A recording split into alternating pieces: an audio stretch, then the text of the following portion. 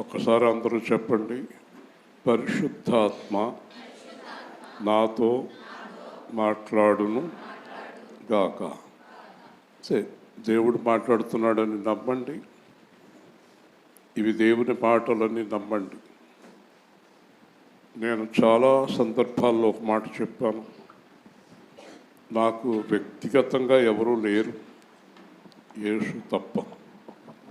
నేను అనుకుంటాను, నాకు భార్య, కుమార్తె, పిల్లలు ఉన్నారు, కానీ యేసు ఇచ్చినవారు, సంఘము యేసు ఇచ్చినవారు అని నేను భావిస్తాను. కాబట్టి మీలో ఎవరి మీద నాకు వ్యక్తిగతమైన ద్వేషాలు, ప్రేమలు, అసూయలు, కక్షలు ఏమీ ఉండవు. మీరు యేసుక్రీస్తుకు వ్యతిరేకంగా ఉంటే యేసుక్రీస్తు నా ద్వారా మిమ్మల్ని గద్దిస్తాడు. మీరు యేసుక్రీస్తుకు అనుకూలంగా ఉంటే నా ద్వారా యేసుక్రీస్తు మిమ్మల్ని పొగుడుతాడు. నాకు వ్యక్తిగతమైన విషయాలు ఏమి సంబంధం లేదు. చాలామంది ఒక మాట వాడుతూ ఉంటారు, బయట నన్ను చూశాడు, ఇప్పుడు వాక్యంలో కొడుతున్నాడు అని మాట్లాడేవారు ఉన్నారు. వాళ్ళు నరకానికి పోవడం గ్యారంటీ. వాళ్ళందరూ నరకానికి పోవడం గ్యారంటీ.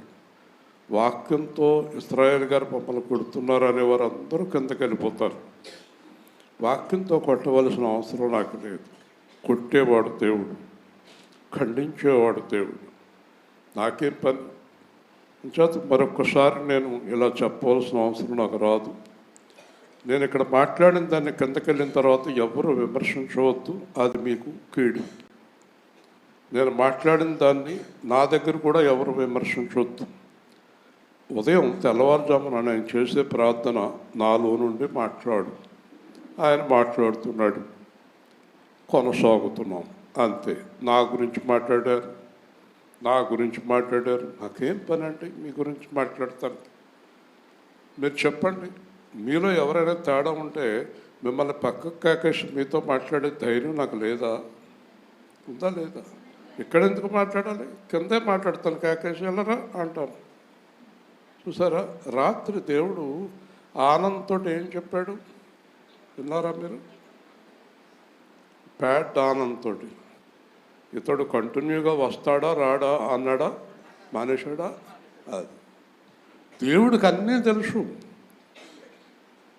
ఒకవేళ జ్వరంతో మానేశాడో, లేకపోతే ఏదైనా ప్రోగ్రామ్ మానేశాడో, మొత్తం మీద మానేశాడు. అది రాత్రే మాట్లాడాడు దేవుడు. మీలో ఎవరు ఆగిపోతారో కూడా దేవుడికి తెలుసు. ఇప్పుడు మీరు అందరూ కంటిన్యూగా వస్తారని గ్యారంటీ ఏమీ లేదు, దేవుడికి తెలుసు. కాబట్టి నాతోటి దేవుడు మాట్లాడుతున్నాడు అనుకోకపోతే జీవితంలో బాగుపడరు, ఎప్పటికీ బాగుపడరు. నాకు కాదు, పక్కోళ్ళకి, వీళ్ళకి కాదు, వాళ్ళకి కాదు, వీళ్ళకే అని అనుకోవద్దు. నేను మాట్లాడిన తర్వాత నా మాటలు విమర్శించవద్దు. అర్థమవుతుంది మీకు?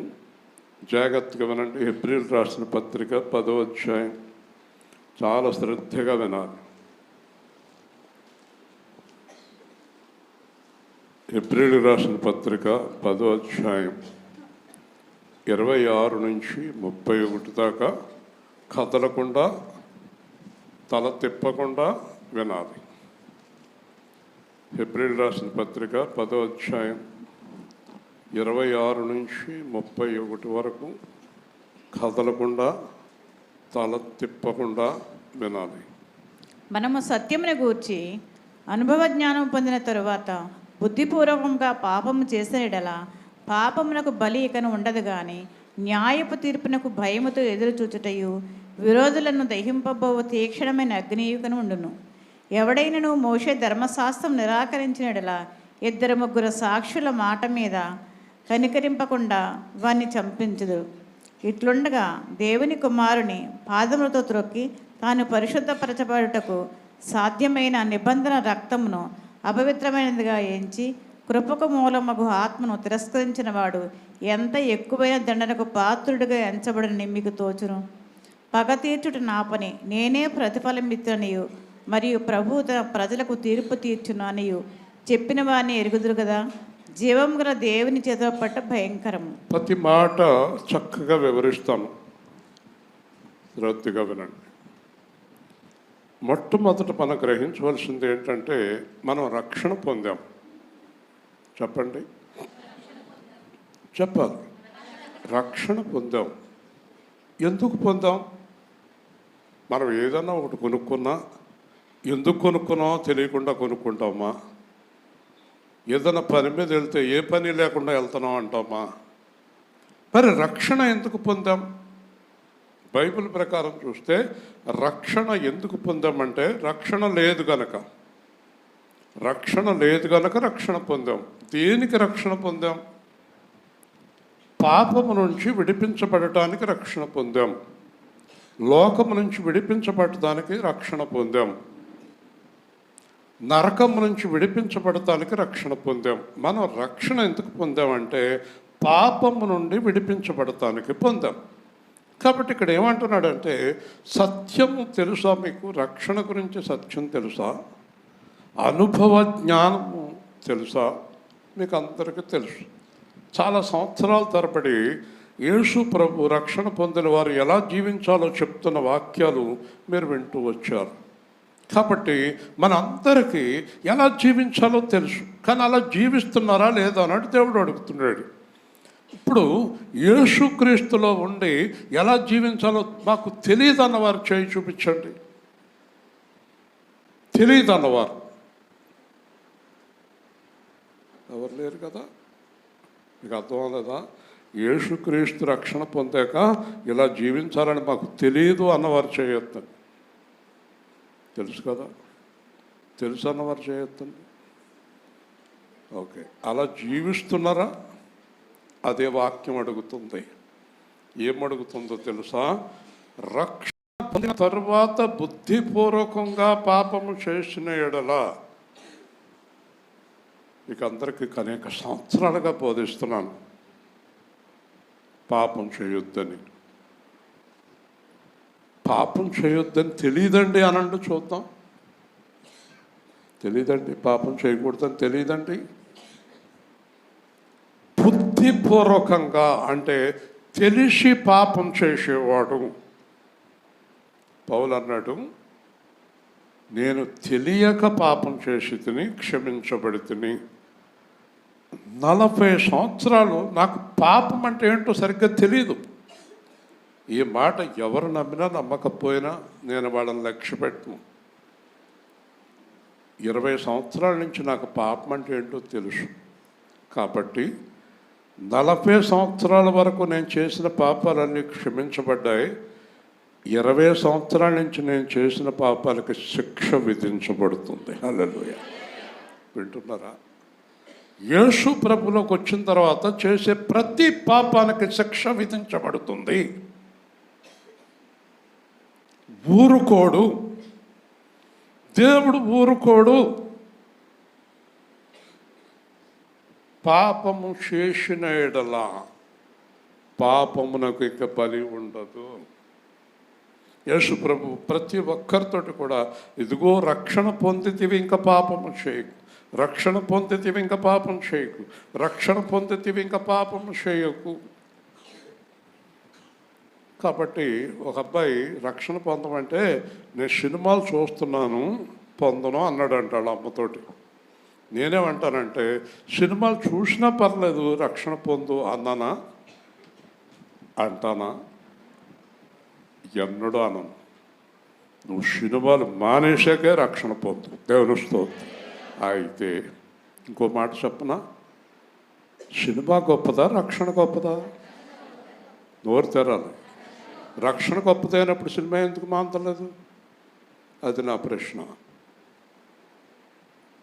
అది నా ప్రశ్న. కాబట్టి రక్షణ గొప్పదని నీకు తెలిస్తే సినిమా మానే. రక్షణ గొప్పదని తెలిస్తే పాపం మానే, అబద్ధం మానే. పొద్దు నుంచి రాత్రి వరకు అబద్ధాలు ఆడుతూ ఎందుకు జీవిస్తున్నావు? మానే. పాపమునకు ఇక బలి ఉండదు. తెలిసి పాపం చేసిన వారికి శిలువ క్షమాపణ లేదు అంటాడు పౌలు. హల్లెలూయా. తెలిసి పాపం చేసిన వారికి శిలువ క్షమాపణ లేదు. ఇక్కడ గవర్నమెంట్లో జాబ్ చేసేవాళ్ళు ఉన్నారు, జీవరత్నం గారు ఉన్నారు, ఆయన అడుగుదాం.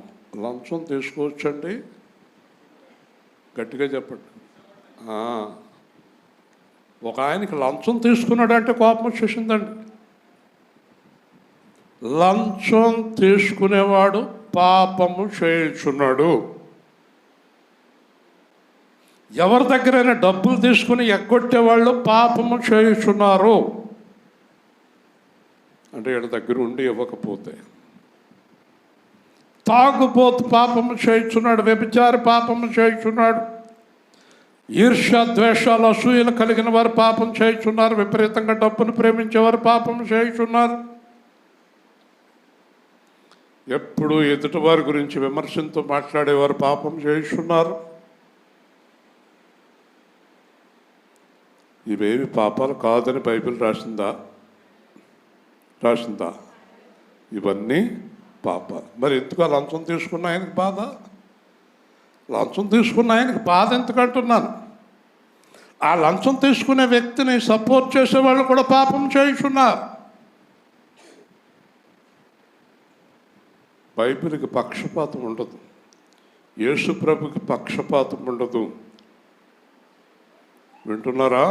యేసు ప్రభుకి పక్షపాతం ఉండదు, తీర్పు తీర్చే దేవుడు.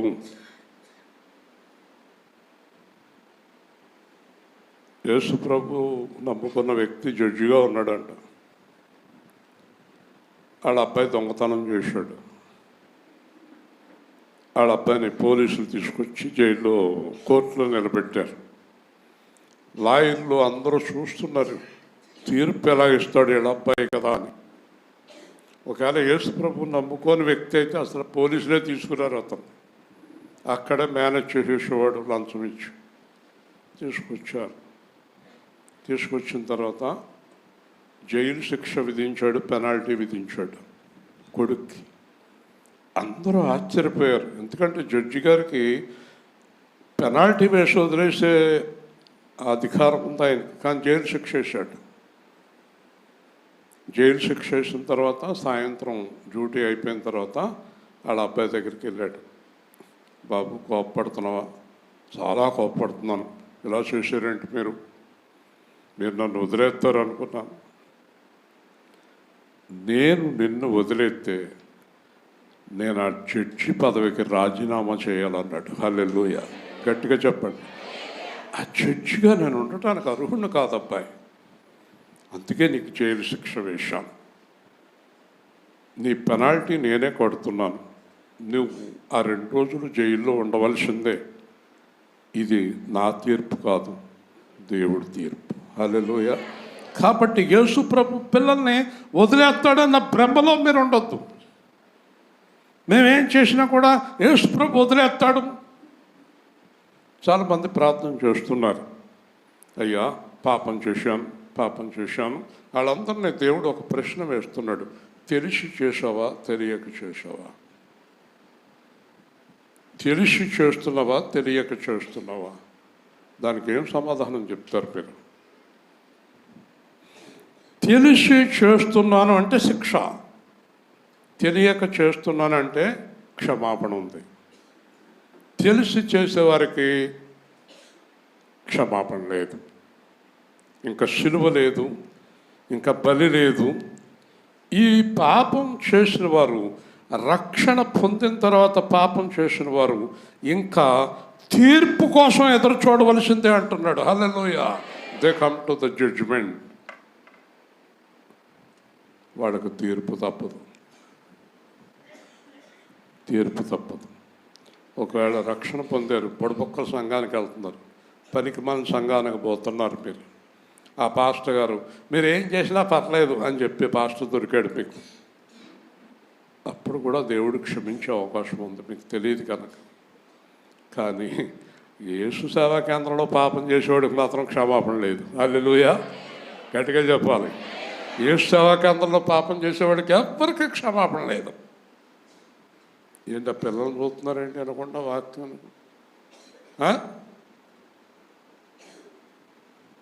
అనండి. చెప్పానా? శ్రద్ధగా వాక్యం అనాలి. ఎందుచేత యేసు సేవా కేంద్రంలో పాపం చేసేవాళ్ళకి క్షమాపణ లేదు? ఇక్కడ ఉన్నవారు అందరికీ ఏం చేయకూడదో ఏం చేయొచ్చో తెలుసు కనుక. హల్లెలూయా. తెలుసా? తెలియదంటే ఊరుకుంటాడా? ఇంతకాలం నుంచి వాక్యాలు విని మాకు తెలియదండి. కాబట్టి ఇంకా బలి లేదు, భయముతో ఎదురు చూచుటయు విరోధులను దహింపబోవు తీక్షణమైన అగ్ని. పాపం చేసిన వారికి, అంటే తెలిసి పాపం చేసిన వారికట దేవుడు తీర్పు. 2, అపవాదిని వేయు అగ్నిగుండములో వారిని వేయుదును. హల్లెలూయా. ఎక్కడెత్తాడంట? ఈరోజు రాజమండ్రి కొత్తపల్లిలో కూడా మాట్లాడిన మాటలకు అందరూ గడగడలాడిపోయారు, దడదడలాడారు, భయపడ్డారు. మా గురించి ప్రార్థన చేయండి అని అడిగారు, భయపడ్డారు. ఎందుకు భయపడుతున్నారో తెలుసా? రక్షణ పొంది కూడా చాలామంది ఏదో ఒక పాపములో ఉన్నారు. రక్షణ పొంది కూడా ఏదో ఒక పాపములో ఉన్నారు. అది ఇది అని తెలియదు. వాళ్ళకు తెలుసు, దేవుడికి తెలుసు, పరిశుద్ధాత్మకు తెలుసు. అలాగే నేనేం చేస్తున్నానో నాకు తెలుసు, దేవుడికి తెలుసు, పరిశుద్ధాత్మకు తెలుసు, అపవాదికి కూడా తెలుసు. కాబట్టి శిక్ష, ఆ శిక్ష ఇప్పుడు ఇక్కడ 3 రకాల శిక్ష, అక్కడ అగ్నిగుండం. 1 బలహీనత, ఎప్పుడు మంచమంచులు ఎవరు.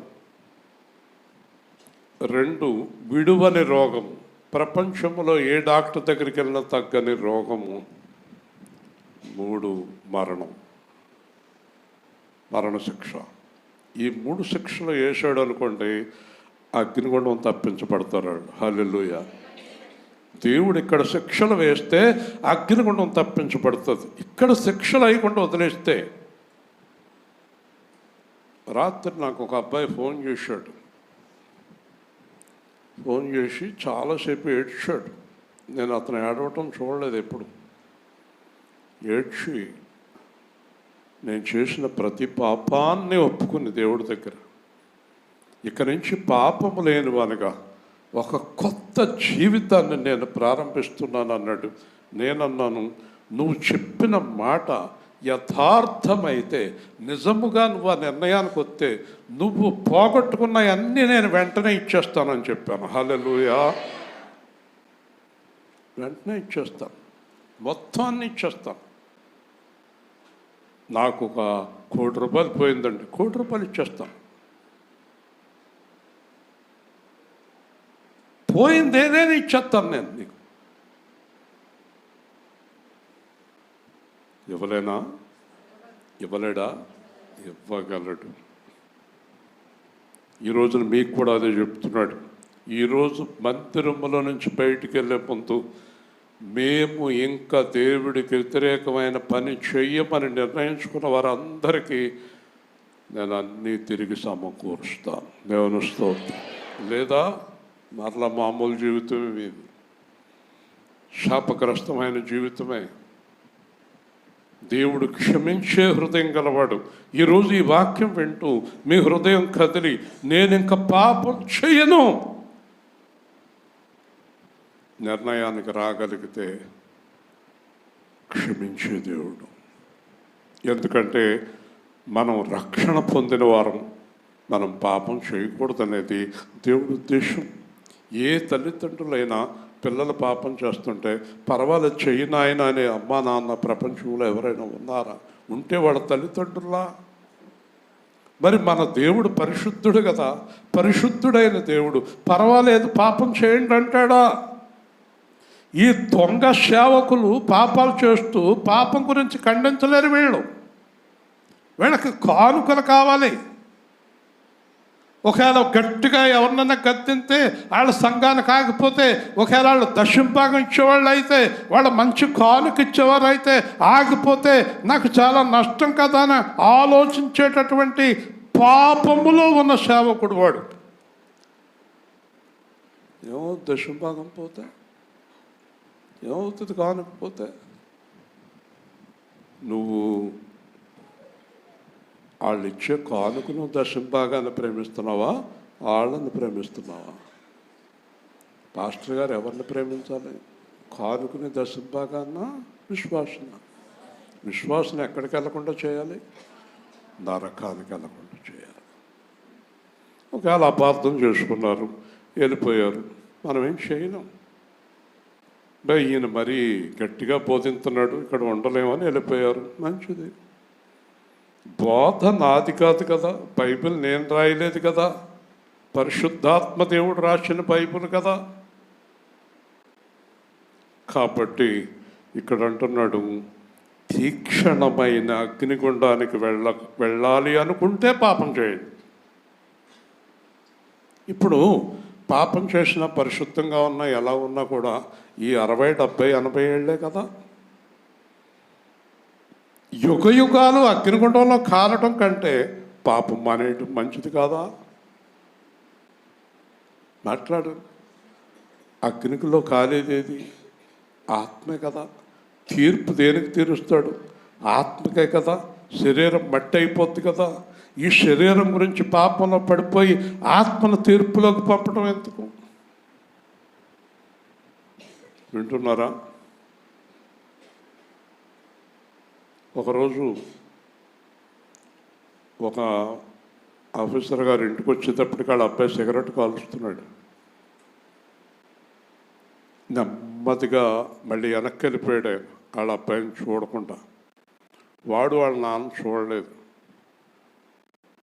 వెనక్కి వెళ్ళిపోయాడు, ఆఫీస్కి వెళ్ళిపోయాడు. మళ్ళీ సాయంత్రం వచ్చి ఇంట్లో ఉన్న సిగరెట్ పెట్టెలన్నీ తీసి డస్ట్బిన్లో పాడేసి కాల్చేసి 1 వారం రోజులు సిగరెట్ కాల్చకుండా జాగ్రత్తగా ఉండి, ఆ వారం అయిపోయిన తర్వాత 1 వారం అబ్బాయిని పిలిచి, నాయన సిగరెట్లు కాల్చొద్దని చెప్పాడు.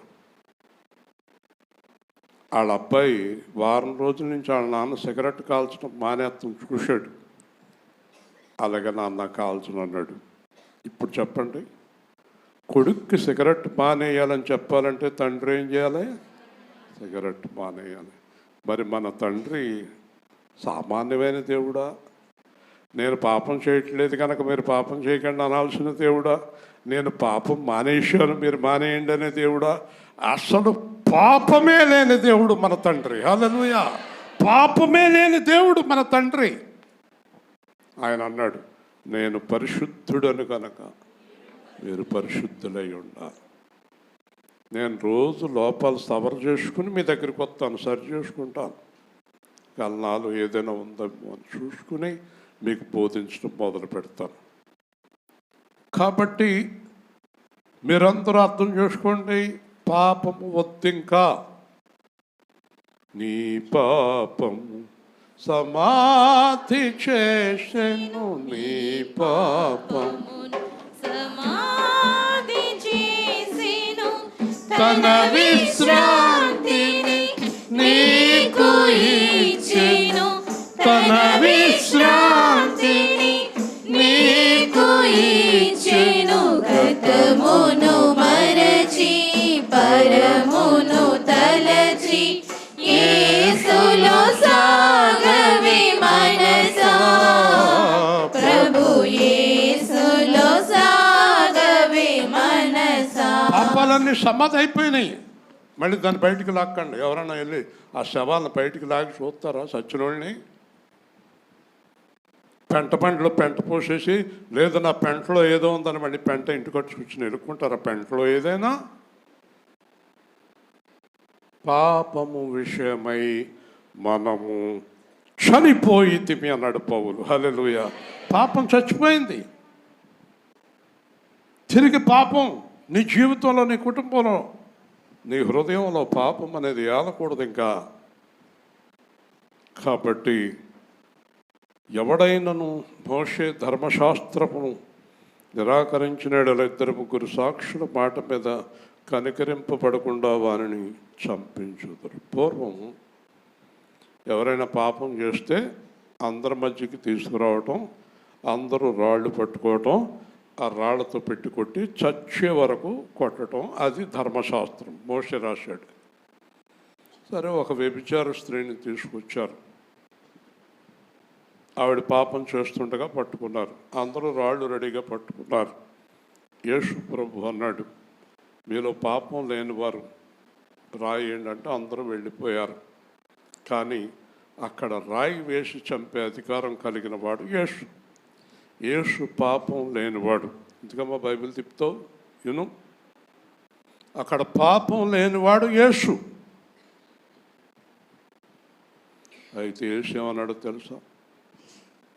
ధర్మశాస్త్రం ప్రకారం నిన్ను రాళ్లతో కొట్టి చంపాలి, కానీ నేను వచ్చాను కదా, ధర్మశాస్త్రానికి సమాప్తంగా నేను వచ్చాను కదా, నేను సిలువలో రక్తం చిందించబోతున్నాను. నీ వ్యభిచారపు పనులు ఈ రోజుతో కట్టిపెట్టు, ఇంకెప్పుడు పాపము చేయకు. చేశావంటే రాళ్లతో కాదు, నీ ఆత్మను తీసుకెళ్ళి అగ్నిగుండంలో కాలుస్తాను అన్నాడు. హల్లెలూయా. వెంటనే ఆ రోజుతో ఆవిడ పాపం మానేసింది. రాళ్లతో కొట్టి చంపితే పర్వాలేదు, చచ్చిపోతారు. అగ్నిగుండంలో కాలితే చాలా భయంకరం. అగ్నిగుండంలో యుగయుగాల ఆత్మ కాలుతూ ఉంటుంది. ఎప్పుడైతే యేసుప్రభు ఈ మాట చెప్పాడో ఆ రోజు నుంచి ఆవిడ పాపం మానేసి యేసుప్రభు పాదాల దగ్గర ఉండిపోయింది ఆవిడ. వింటున్నారా? ఈ గ్రంథంలో, ఈ హెబ్రీల్లో, ఈ 10వ అధ్యాయం చాలామంది పాస్టర్లు అసలు ధ్యానమే చేయరు.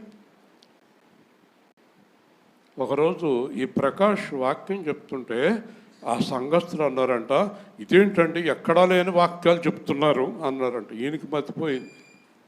ఇదేంటి ఎక్కడా లేని వాక్యాలేంటి అంటేనండి, మా సంఘంలో ఇంతవరకునండి పాపం చేస్తేనండి అగ్నిగుండంలో వేస్తారన్న వాక్యమే తెలియదండి మా సంఘానికి. ఈయనకి మతిపోయింది. ఇదేం సంఘంరా బాబు అనుకున్నాడు. ఎందుకంటే పాస్టర్ గారు దొంగుడే, సంఘస్థులు దొంగుడే, అందరూ దొంగలే. గొడవ ఉంది అక్కడ. అసలు యేసుప్రభువే లేడు అక్కడ. ఆ సంఘంలో యేసుప్రభువే లేడు. వింటున్నారా? ఈ మధ్యన ఒక పెద్ద పాస్టర్ గారిని ఒక ఆవిడ అడిగింది, ఏమ్మా అన్నాడు. ఏమండి, నాకు బొట్టు అంటే చాలా ఇష్టం, నేను పెట్టుకుందాం అనుకుంటున్నానండి, మీకు ఏమన్నా అభ్యంతరమా?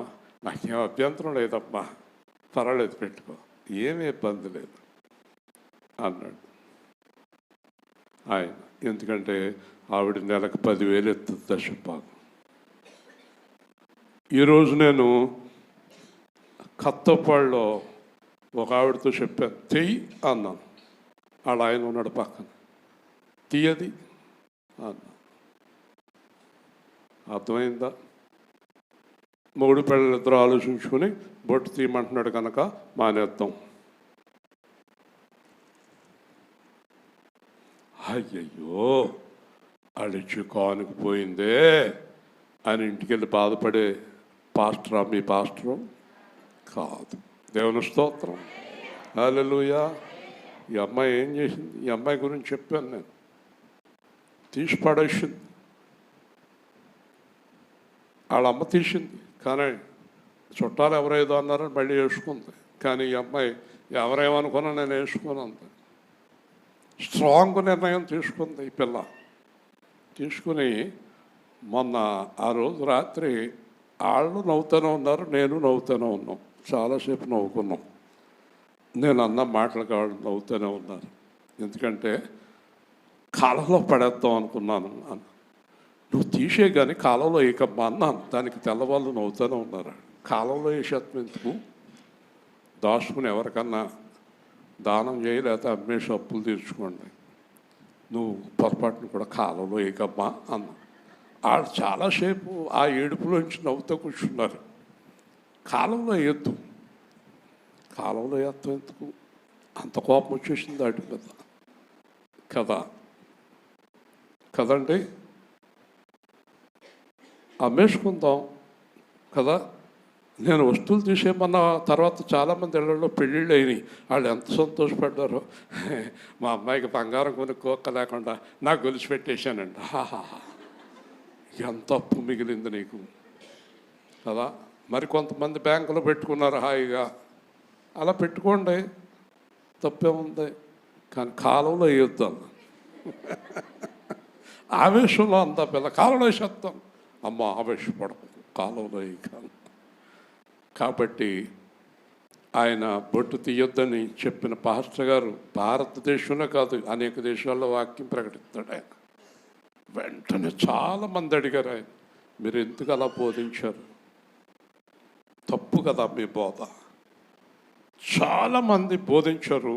ఇంచుమించు 200-300 మంది ఆయన సంఘాన్ని వదిలేసి బయటికి వెళ్ళిపోయారు. గట్టిగా దేవుని స్తోత్రం. ఏంటనుకుంటున్నారు? దేవుడు అంటే సామాన్యమైన దేవుడు కాదు. విగ్రహ సంబంధమైనది, అపవిత్రమైనది మీ దగ్గర ఏది ఉండకూడదు. హల్లెలూయా. ఇది ఆజ్ఞ, ఇది ఆజ్ఞ, దైవాజ్ఞ. వీళ్ళ అమ్మ అంటుంది, ఆశ్చర్యం ఏంటో, నేను తీసినప్పుడు అందరూ అది ఇది అన్నారు, ఇది తీసినప్పుడు అందరూ సంతోషంగా ఉన్నారేంటి? దేవుని స్తోత్రం. ఆహా, దేవుడే స్వయంగా అనుమతించాడు అన్నమాట. హల్లెలూయా చెప్పండి. కాబట్టి ఇక్కడ ఏమంటున్నాడంటే, ఆ యేసు ప్రభు అన్నాడు వ్యభిచార స్త్రీతోటి, నువ్వు ఇంకా పాపం చేయకు, ఇంకా నువ్వు పాపం చేస్తే మళ్ళీ వచ్చి రాళ్ళతో కొట్టరు కానీ నేను నీకు శిక్ష విధిస్తాను. హల్లెలూయా. ఎక్కడ పడేస్తాను నిన్ను? ఆరని. మీకు అగ్ని జ్వాలల మీద నమ్మకం లేదా ఏంటి? ఉందా? అగ్ని జ్వాలలు ఉన్నాయా? ధనవంతుడు కాలుతున్నాడా? చూపించాడు కదా యేసు ప్రభు. నేను స్వయంగా అగ్ని జ్వాలలో కాలడం కూడా చూశాను. ఒక వ్యక్తిని డైరెక్ట్గా చూపించాడు నాకు దేవుడు, ఎలా కాలుతారు, అగ్నిలో ఎలా కాలుతారు. ఎలా కాలుతారు అంటే, మనకు దేవుడు అగ్నిగుండంలో శరీరాన్ని ఇస్తాడు. ఇక శరీరం మనలాగా ఉంటాడు, మనిషి మనలాగా ఉంటారొచ్చు. ఎందుకంటే అబ్రహాంకి జమీందారు కనిపిస్తున్నాడు, లాజరు కనిపిస్తున్నాడు. ధనవంతుడు మామూలుగానే ఉన్నాడు, కానీ ఇలా కాలి షింక్ అయిపోతారు మనిషి. అంత చమురు కింద కారిపోతుంది. మళ్ళీ శరీరాన్ని ఎత్తాడు, మళ్ళీ కాలుతుంది, మళ్ళీ శరీరాన్ని ఎత్తాడు, మళ్ళీ కాలుతుంది. అలాగా యుగ యుగములు అగ్ని ఆరదు, పురుగు చావదు. హల్లెలూయా. అంత భయంకరమైన శిక్ష నుంచి ప్రసన్నమణి గారు అలా అక్కను తప్పించింది, వాళ్ళ అమ్మని తప్పించింది. మీరందరూ మరి అబ్రహాం గారి భార్య ఆడమ్మని తప్పించింది. మీలో చాలామంది అమ్మల్ని అక్కల్ని ఇంకా తప్పిత్తలేదు, ఆలోచిస్తున్నారు మీరు. ఆరని నరకాగ్ని గుండం నుంచి తప్పించాలి. కానీ ఇప్పుడేం చెప్తున్నాడు దేవుడు? ఆరని నరకాగ్ని గుండంలో వాళ్ళతో పాటు ఎవరిని వేస్తాడు? రక్షణ పొందాక పాపం చేసేవారిని కూడా అక్కడ వేస్తాడు. హల్లెలూయా. అది నాది ఈరోజు నేను చెప్పదలుచుకున్నది. ఈరోజు నేను చెప్పదలుచుకున్నది అది. కాబట్టి మీరు మందిరం విడిచి వెళ్ళే ముందు ఒక నిర్ణయానికి రండి. అదేంటంటే అవిధేయత. పాపం అంటే ఏంటో మీకు ముందు తెలియాలి. చాలాసార్లు చెప్పాను, మరొక్కసారి చెప్తాను. దేవుడు పండు తినొద్దు అన్నాడు, అంతే కదా. ఏం చేసింది ఆవిడ? తింది. ఆయన్ని తినమంది. అది ఒక రకంగా చూస్తే అస్సలు పాపం కాదు. ఒక రకంగా చూస్తే, ఇప్పుడు ఇంట్లో అమ్మ అంటది, ఆ లోపల స్వీట్ చేశాను రా, చెల్లెలు తమ్ముడు అందరూ వచ్చాక అందరూ కలిసి తిందామంది. లోపల తినేసాడు ఆగలేక. దానికి పెద్ద శిక్ష అయ్యేది కదా తల్లి. కానీ దేవుడు పండు తిన్నందుకు శిక్షించలేదు అని మీరు గ్రహించాలి. పండు తిన్నందుకు శిక్షించలేదు, తినొద్దన్నది తిన్నందుకు శిక్ష వేశాడు. హల్లెలూయా. దాని పేరు ఆజ్ఞాతిక్రమణం. నువ్వు ఇలా చేయొద్దు అని అన్నప్పుడు, అలా చూడొద్దు అన్నప్పుడు చూసావనుకో, అదే పాపం నీది. అలాంటి పిచ్చి చూపులు చూడకు ఎవరి వంక. అన్నప్పుడు అలాగా చూస్తున్నాం అనుకో, అదే పాపం. ఇప్పుడు అర్థమైంది మీకు? దేవుడు మాట్లాడొద్దన్నది మాట్లాడటం పాపం, దేవుడు చేయొద్దన్నది చేయటం పాపం, దేవుడు చూడొద్దన్నది చూడటం పాపం. విజయవాడలో ఒక కారులో వింటున్నామా? మీ అమ్మంగా చూస్తుంది. విజయవాడలో ఒక కారులో ఒక నలుగురు స్టూడెంట్స్ వేగంగా వెళుతున్నారు. వేగంగా వెళ్ళేటప్పుడు ఒక సెక్సీ పోస్టల్ ఉంది అక్కడ, భయంకరమైన పోస్టల్. ఇది జరిగిన 4 సంవత్సరాలు అయింది. ఆ పోస్టల్ చూస్తూ నలుగురు, డ్రైవింగ్ చేసేవాడు, పక్కన ఉన్నవాడు, వెనకాల ఉన్నవాడు, నలుగురు ఆ పోస్టల్ చూస్తూ జోకులు వేసుకుంటూ వెళ్ళి పెద్ద కంటైనర్ని కొట్టేశారు. నలుగురు స్పాట్లో చచ్చిపోయారు. చాలా స్పీడ్గా వెళ్తున్నారు. స్లోగా ఉంటే పోనీ, వాడు కంటైనర్ అటు ఇటు కదలలేడాడు. చాలా బరువు కంటైనర్, 12-16 టైర్లతో వస్తుంది అది. ఆ పక్క ఈ పక్క వెళ్ళాడు. వీళ్ళు మాత్రం దాన్ని కొట్టేశారు. మొత్తం కొట్టుతో మళ్ళీ 120 కిలోమీటర్ల స్పీడ్లో కొట్టారు కంటైనర్. తుక్కు అయిపోయారు నలుగురు కూడా. పోస్టల్ అక్కడే ఉంది, పోస్టల్ బాగానే ఉంది. ఏమన్నాడు దేవుడు? బైబిల్లో ఒక కీర్తనకారుడు దావీదు అంటాడు, వ్యర్థమైన వాటిని చూడకుండా నా కన్నులు త్రిప్పివేయము. హల్లెలూయా. అంటే పనికిమాలిని చూడటం కూడా పాపమే. ఈ రోజుల్లో సెల్ ఫోన్స్ పట్టుకుని అసలు రాత్రి లేదు పగలలేదు. ఈ పిల్లలు, చిన్న పిల్లలు కానించి అందరూ ఆ ఫోన్లు, ఈడు గోలు వదులుద్దని ఫోన్ ఇచ్చేస్తున్నారు ఆడికి, పిల్లలకి. వెనకాల నుంచి లాగెత్తుంటాయి, ఇలాగ పీకెత్తుంటాయి, ఇదిగో తగలడు అని ఫోన్ ఇచ్చేస్తున్నారు. ఆడు బూతు బొమ్మలు చూస్తున్నాడు, దాంట్లో పనికి మళ్ళీ అన్నీ చూస్తున్నాడు. పిల్లలు కూడా పక్కన పెడితే పెద్దోళ్ళు అదే పనిలో ఉన్నారు. వ్యర్థమైన వాటిని చూడకుండా నా కన్నులు తిప్పివేయము. పాపం అంటే తాగుడు, జోదము, వ్యభిచారము మాత్రమే కాదు. దేవుడు చేయొద్దన్న ఏ పని చేసినా, మాట్లాడొద్దన్న ఏ మాట మాట్లాడినా, సంభాషించొద్దన్న సంభాషణ చేసినా, వెనక్కి చూసినా పక్కకు చూసినా కూడా పాపమే. నన్ను జైపాల్ గారు చెప్తున్నారు, ఈ మధ్యన ఒకళ్ళనొకళ్ళు అందరూ విమర్శించి చూసుకుంటున్నారు. ఎందుకు అలాగా అవమానంగా మాట్లాడుకుంటున్నారు? మీలో నీతిమంతులు ఎవరు లేరు కదా. తిట్టేవాడు నీతిమంతుడు కాదు, పడేవాడు నీతిమంతుడు కాదు, ఎవ్వరూ నీతిమంతులు కాదు. మీకెందుకు వాళ్ళని అలాగా తిట్టుకోవటం, ఆ యూట్యూబ్లో తన్నుకోవటం, గుద్దుకోవటం? దేవుడు మనకు అవమానం కాదా? నీతిమంతుడు ఒక్కడును లేడు. ఇంకెందుకు ఒకళ్ళనొకళ్ళు తిట్టుకోవడం, ఒకళ్ళనొకళ్ళు యూట్యూబ్లో పడి తిట్టుకోవడం తప్పు కదా అన్నాడు. ఆయన మాట ఎంతమంది అంటారో మనకు తెలియదు. కాబట్టి ముగించేస్తాం. దేవుని కుమారుని పాదములతో త్రొక్కి, ఒక్కసారి మీకు ఆ రొట్టె ద్రాక్షరసం అక్కడ పెడతాను, సెంటర్లో పెడతాను. ఒక ద్రాక్షరసము గిన్నె, ఒక రొట్టె గిన్నె. మీలో ఎవరైనా వచ్చి దాన్ని కాలుతో తొక్కుతారా? మీలో ఎవరికైనా ధైర్యం ఉందా? మీరు ఎవరైనా వచ్చి కాలుతో తొక్కుతారా? తొక్కుతావా? ఇస్తేరాని తొక్కుతారా? తొక్కుతావేంటయా? అది ఎవరిది? ఆ ద్రాక్షరసం ఎవరిది? యేసు ప్రభు యొక్క రక్తం. ఆ రొట్టె కాలుతో తొక్కుతారా? కాలుతో తొక్కేవాడు చేయొద్దండి. ప్రపంచంలో ఎవరికి ఆ ధైర్యము లేదు, కాలుతో తొక్కరు. పాపం చేసేవాళ్ళట ఆయన్ని కాలుతో తొక్కేవారితో సమానం అంట. తర్వాత మీ ఇష్టం. పాపం చేసేవారట ఆయన్ని కాలుతో తొక్కేవారితో సమానమట. ఆయన్ని కాలుతో తొక్కిన వారిని దేవుడు ఊరుకుంటాడా? పాదములతో త్రొక్కి తాను పరిశుద్ధపరచబడుటకు సాధనమైన నిబంధన రక్తమును అపవిత్రమైనదిగా ఎంచి, ఒకటి ఆయన కాలుతో తొక్కటం, రెండు పాపం చేసేవారు ఆ రాక్షరసాన్ని రొట్టెని తీసుకుంటున్నారంటే పాపం చేయటానికి తీసుకుంటున్నారట. మీకు అర్థమైందా? రొట్టె ద్రాక్షరసం ఎందుకు తీసుకుంటున్నారు వాళ్ళు? పాపము చేయటానికి. అంటే రొట్టెని ద్రాక్షరసాన్ని వాళ్ళ హృదయంలో ఏ విధంగా ఎంచుకుంటున్నారు? అపవిత్రమైనదిగా.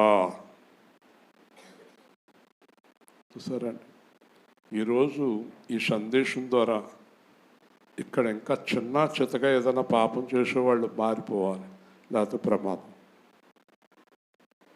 ఇంక ఈరోజు కూడా మీరు మారలేదనుకోండి, మరొక్కసారి ఈ సందేశం దేవుడు చెప్పకపోవచ్చు. ఈరోజు తెల్లవారుజామున మొదలెట్టాడు నాతోటి మాట్లాడుతూ దేవుడు, ఏలియా ఆత్మతో మాట్లాడతావు ఈరోజు నువ్వు. ఏలియా ఏం చేశాడు తెలుసా? 400 మంది ప్రవక్తలను కత్తితోటి నరికేశాడు. అబద్ధం ఆడుతున్నారని, దెయ్యాల గురించి చెప్తున్నారని, దేవుణ్ణి అపహాస్యం చేస్తున్నారని. కాబట్టి కృపకు మూలమగు ఆత్మను తిరస్కరించినవాడు, పాపం చేసేవాడు ఎవరిని తిరస్కరిస్తున్నాడు? పరిశుద్ధాత్మను తిరస్కరిస్తున్నాడు. ఆత్మ లోపల నుంచి చెప్తున్నాడు, వద్దు వద్దు, చేయొద్దు, అలా చేయొద్దు, ఇలా చూడొద్దు, అలా ఉండొద్దు, ఇలా ఉండొద్దు అని చెప్తుంటా. ఎవరికా? నా ఇష్టం. ఆత్మ చెప్తుంది చేయొద్దు చేయొద్దు చేయొద్దు, నా ఇష్టం అని జీవిస్తున్నాడంట. వీడు ఎంత దండనకు పాత్రుడకును. ఒకటి, యేసుని కాళ్ళతో తొక్కటం, రెండు, దేవుని రక్తాన్ని అపవిత్రంగా ఎంచటం, మూడు, దేవుని మాటను తిరస్కరించటం. చాలా గొప్ప దండన వారికి కలుగుతుంది. హల్లెలూయా.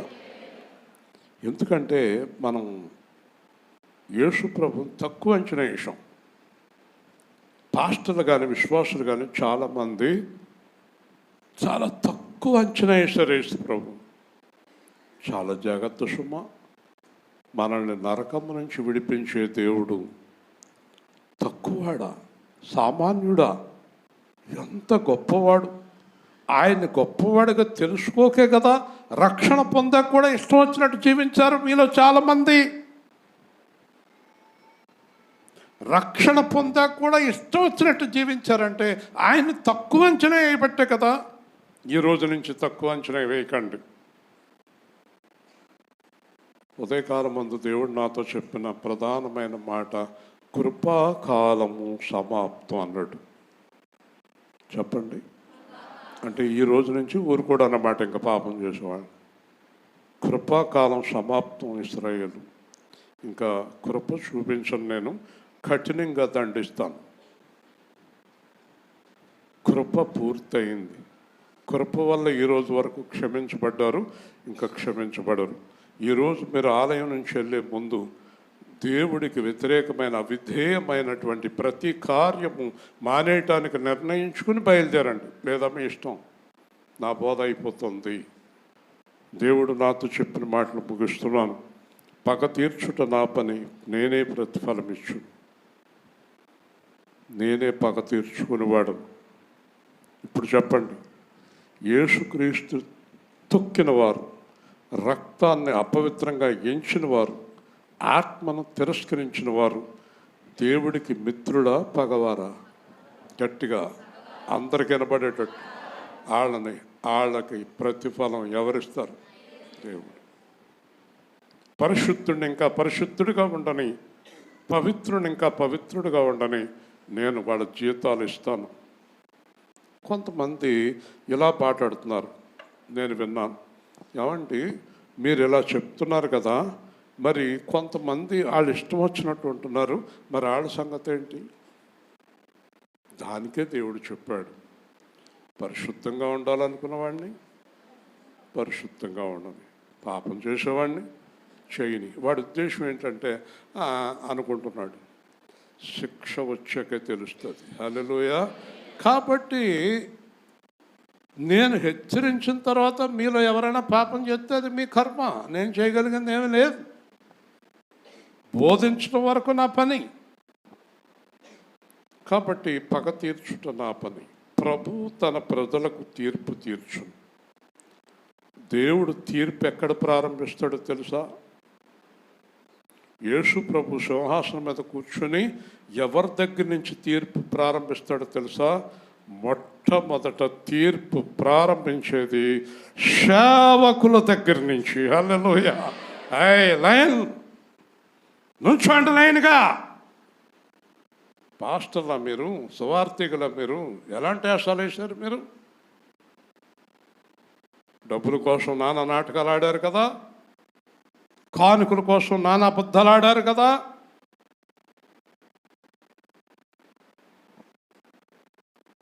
తప్పుడు పనులు చేశారు కదా మీరు. దూతలతో చెప్తాడు, దేవదూతలు రెడీగా ఉంటారు. ఏషయ అగ్నిగుండంలో, అగ్నిగుండంలో అపవాదియును అబద్ధ ప్రవక్తయును మృగము చేత ముద్రించుకున్న వారును ఉండిరి. దేవుని స్తోత్రం. దొంగ పాస్టరు సాతాను 666 వేయించుకున్న వాళ్ళందరూ ఎక్కడున్నారు? మండుచున్న అగ్నిగుండంలో. పాస్టర్లు అయిపోయిన తర్వాత చెప్పండి ఎపిసిబి గారు, నెక్స్ట్ ఎవరు? విశ్వాసులా? విశ్వాసులు ఏంటాయా? మాట్లాడు. కాదు, పాస్టర్మ్మలు. పాస్టర్లు అయిపోయాక పాస్టమ్మ గారండి, పాస్టమ్మ గారండి. ఓ రోజు కొత్తగూడెంలో ఒక చోటుకి వెళ్ళాం. పాస్టర్ గారు బయటికి వెళ్ళారు. మంచి ఎండ, 1 గంట అయింది. పాస్టమ్మ గారు ఉన్నారు లోపల. అమ్మా అన్నాడు, నాకు కూడా వచ్చింది పాస్టర్ అంటే. మంచినీళ్ళు ఉన్నాయమ్మా. ఆయన దూరం. మంచినీళ్ళు అక్కడ లేవు, ఆ బయట కొండలో అంటే తాగు. పాస్టర్ గారు పోయాడు ఎక్కడికో, ఎప్పుడు వస్తాడు. లోపల ఖాళీ లేదు మీకు, బయట కూర్చోండి. నేను బయటకు వచ్చాక అన్నాను, నాకు కూడా వచ్చిన ఆయనతోటి, దీన్నేనా అగ్నిగుండంలో పొతటేసి అన్నాను. అవునంటే అన్నాడు. అది పాస్టరమ్మ, దిక్కుమాలిన పాస్టరమ్మ. ఓ రోజు ఏదో ఊరు మొత్తం ఏదో ఊరు పాస్టమ్ గారు ఇంటికాడ ఉన్నారంటే చూద్దామని వెళ్ళింది. ఆవిడ అవతారం చూశాను. అమ్మ పాస్టమ్మ. నానే బాబోయ్ నువ్వేనమ్మా, చాలా గొప్ప పాస్టర్. వీళ్ళందరినీ అగ్నిగుండంలో వేసేస్తారు. భగ భగ భగ భగ భగ భగ కాలుతూ ఉంటారు. ఇంకా కొంతమంది పాస్టర్లంట ఈ పాస్టర్ గారితో ఏం చెప్పినా గొడవ అనుకుంటాడు. ఇక్కడ ఒక అతను ఉన్నాడు, పాస్టర్ అమ్మ గారు వడ్డీ వ్యాపారం చేస్తుందంట.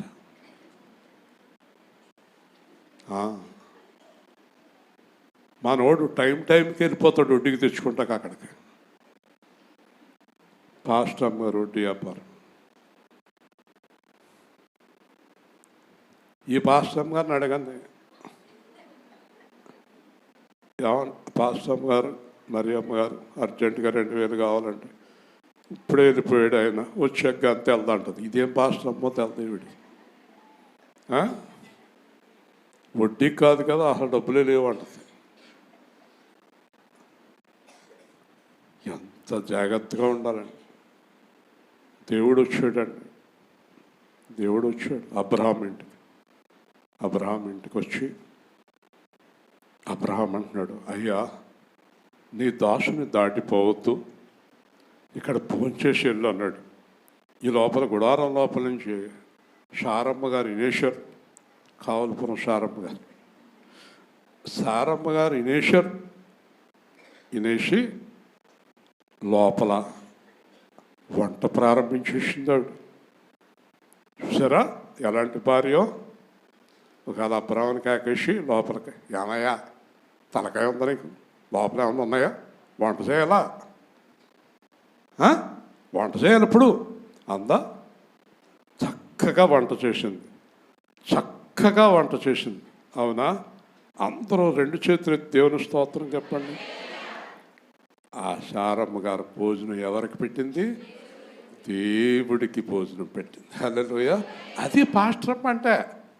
నేను బయట ఉంటాను, ఏదో మాట్లాడుతూ ఉంటాను, ఈ లోపలన్నీ వచ్చేస్తాయి ఇంట్లో నుంచి, టక్ టక్ టక్ టక్ టక్ టక్ టక్ టక్ వచ్చేస్తాయి. ఎక్కడ తెప్పిస్తుందో, ఎలా తెప్పిస్తుందో, ఏం చేస్తుందో దేవుడి. నేను మాట్లాడుతూనే ఉంటాను, వెనకాల నుంచి అన్నీ వచ్చేస్తాయి. కాబట్టి మొట్టమొదట అగ్నిగుండంలో పాస్టర్ గారిని, కొంతమంది వీళ్ళు పెళ్ళిళ్ళు చేసుకుందాం అనుకుంటున్నారు, పాస్టర్లు అవుదాం అనుకుంటున్నారు. దాంట్లో ఈ పవిత్ర ఒక అమ్మాయి పాస్టర్ అమ్మ అవుదాం అని చూస్తుంది. ఈ పవిత్ర కాదు, పొడుగు పవిత్ర. నీకు అలాగా పాస్టర్ దొరకడు.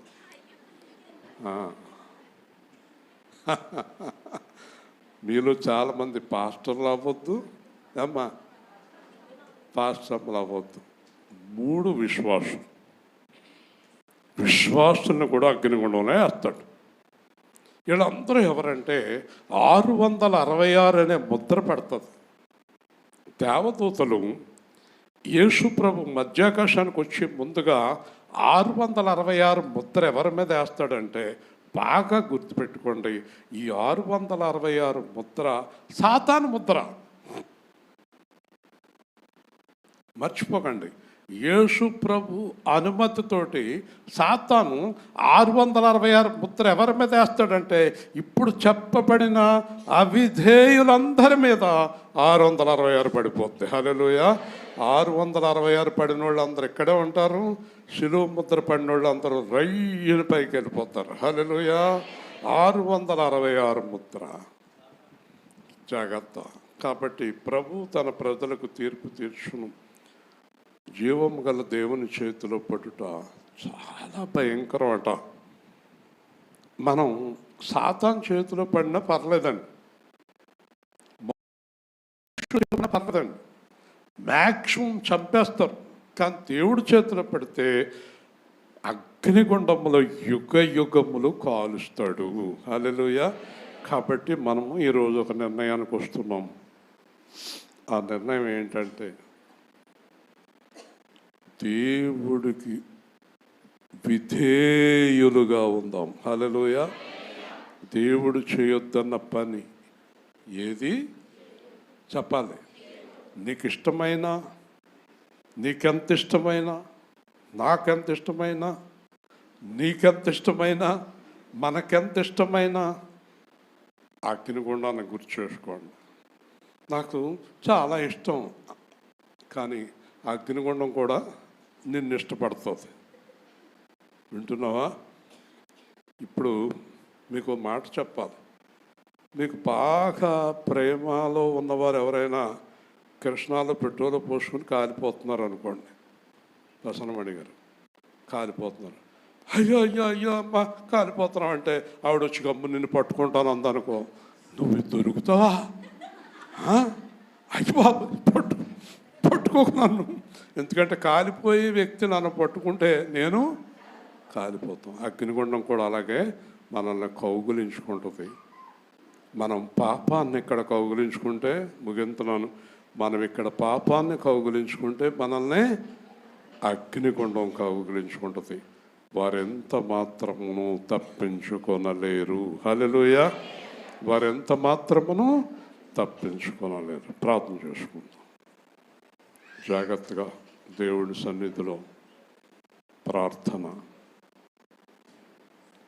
అయ్యా, ఇంతవరకు నేను అవిధేయంగా మీకు వ్యతిరేకంగా చేసిన ప్రతి పాపాన్ని క్షమించండి. ఇక మీదట మేము యోగ్యులుగా, మీకు ఇష్టమైన వారుగా, విధేయులుగా, ఇది చిన్న పాపము అది పెద్ద పాపం అని లేదు, పాపమే లేని వారముగా, యథార్థముగా, పరిశుద్ధముగా, యేసుక్రీస్తుని పోలిన పౌలుని పోలిన నడుచుకుని మీ యందు ఆనందించి మీ సంతోష సమాధానములో భాగస్థులమై, మీ రాజ్యములో భాగస్థులమై యథార్థముగా జీవించే కృప మాకందరికీ దయచేయమని యేసుక్రీస్తు నామములో ప్రార్థిస్తున్నాము తండ్రి. ఆమె మంచిదండి. మరి ఉపవాస ప్రార్థనలు చాలా ఘనంగా అద్భుత జరిగే పాల్గొన్న వారందరికీ కృతజ్ఞతలు సహకరించారు.